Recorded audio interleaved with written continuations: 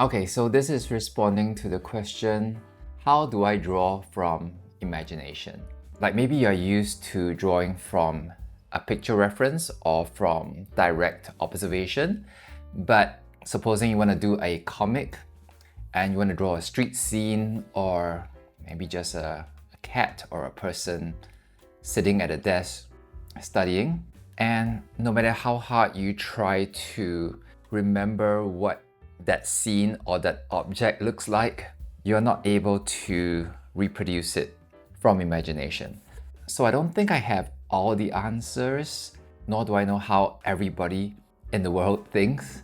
I can only guess. So I was examining my own thought process, and this is how I would look at a reference or a scene, try to memorize it, and then when I'm faced with a blank piece of paper, this is how I would draw from imagination. So supposing I saw this bird, or I'm looking at this photo reference. This is shot by Max Gindelli. This is on Pixabay and it's a free for download photograph. So if I were looking at this image and I were to memorize it, there are a few ways I could memorize it. I could actually start by looking at all the little details, the eyes, the beaks, how the wings are formed and all the lines, and how the feathers are tilting here and there, and how many legs, and how the feet are positioned. There are so many details. What I noticed that I do is to memorize the outer shape of everything first. It does not need to be 100% accurate, but generally, what's the outer shape? So generally, I think there's one shape here and two shapes. I could break it down into two shapes if I wanted to. And then after that, I would memorize just some essential details inside. Like the beak is like this, the eyes like that, a bit oval. The wings is like this, and the tail is like this. The belly goes here, 1 feet over, 1 feet over. There's a little twig coming out there. And now I'm going to try to draw it from imagination without looking at this picture, and I won't be cheating. Here we go. Okay, no cheating. So, remembering the shape. And I have to stress that the picture does not need to look 100% like the photo, because I'm just going to do a loose picture. And of course, if I'm a bird expert, I could bring in my knowledge about bird parts and fit it in a lot better than if I were not a bird expert, which I am not a bird expert. Alright, so I remember the beak was something like this. Okay, I'm just bringing in my own knowledge of bird parts. The thing was something like this. And this thing here, and there's some feathers there. Beak there, the eye, and there's something black there. Okay, the feathers, all the minor details doesn't really matter. Because supposing if I were drawing this for a comic or a picture book, it does not really matter what the reference looks like. It's whether people know that this is a bird or not. So this is pretty much what I remember. And of course, everything comes with practice. So if I were to do it again, and just knowing my knowledge of shadows, maybe this part will be darker if the sun is coming from here. Okay, so this is a smaller picture, but this is how I would draw it. Supposing if I were drawing a comic with a bird in it, I could just use what I saw to draw this, and let's just compare it with the actual picture. So this is kind of fun. So it looks like quite different actually. So okay, so the thing is I could memorize this shape a bit better. So it almost looks like a rectangle with curved corners. And for me, I kind of brought in too much of my pre-existing knowledge of what birds should look like, and I made this shape. The twig's not so important, more or less there. Kind of different, but still it's quite recognizable as a bird. And just like real life, we keep learning and looking at a reference, looking at a real bird again, and then doing from imagination again and back and forth. So let's see what happens if I do it one more time, learning from my little errors here. So shutting it off again. I'm not looking at the picture, so this time I'm gonna try to make it like this weird shape. And remembering that everything was kind of within this rectangle here. And also there was this, oh dang, I didn't memorize those shapes well enough, but something like this. It's okay, you can laugh at me.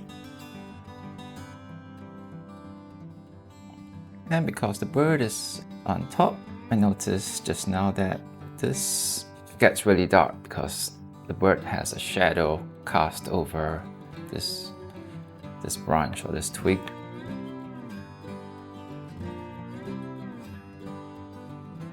So this time I feel like a bit more confidence, and I think it's getting closer to the actual thing. Of course, like I said, it's not going to be perfect. It's not going to be exactly like the photo, and I don't want it to look exactly like the photo. Let's just compare it one more time. Well, getting closer and closer. Looks like this part comes out more.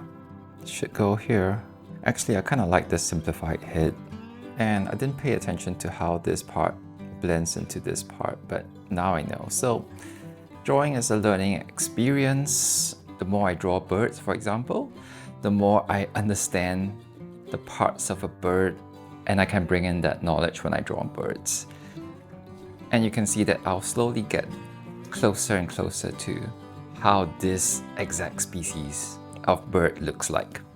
For me, I draw people more often, so let's see what happens when I draw a human being. Again, this is from Pixel Bay, and this is by Lucas Reichvalsky, and it's free to download. I'm not trying to advertise for Pixel Bay, but since they're so kind and letting us use free images. So this is a still photograph, but it could also be a real person in real life that I saw passing before me. What I'll do is memorize the outer shape, which is this. His head forward. Okay, let me just go again. His head forward here. The head forward of the cap sticking out. This, and like this. And then I'll try to memorize some essential details like the beard, the hoodie, this arm here going to the pocket, this band here, this leg is in front, and this leg is behind. The rest of the details doesn't really matter so much. Okay, turn it off. So I remembered this head sticking out there, and then the body is kind of like this. His foot is there, and his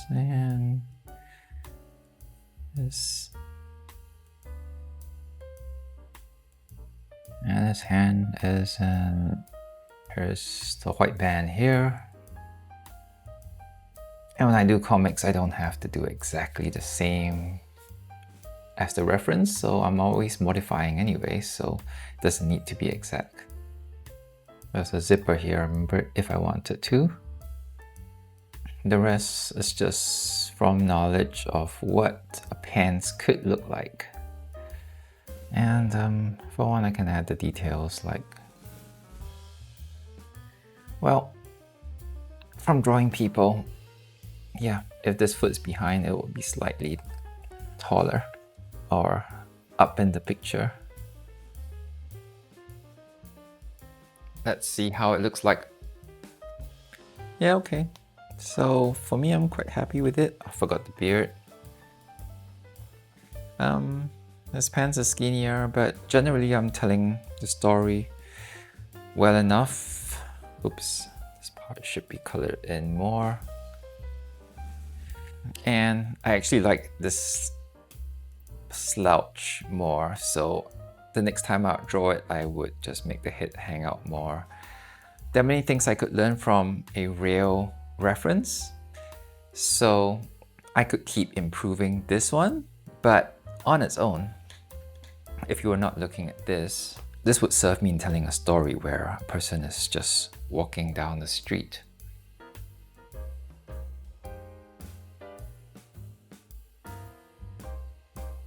So this is how I draw from imagination. Memorizing the outer shape first, and I think that's the most important, and then memorizing some details inside, but not every single detail because that would be too much. And these are drawings I've drawn completely from imagination, which I've learned from observing shapes and details of people and scenes in everyday life. They do have a certain quality to them.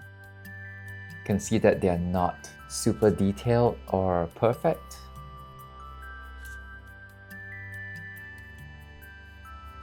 Some are just really loosely done, and I like the loose style, but I think they communicate clearly enough to tell a story.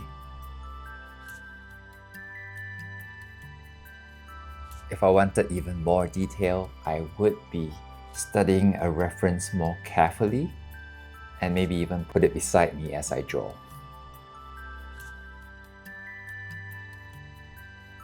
But there is a freedom in drawing something completely from imagination.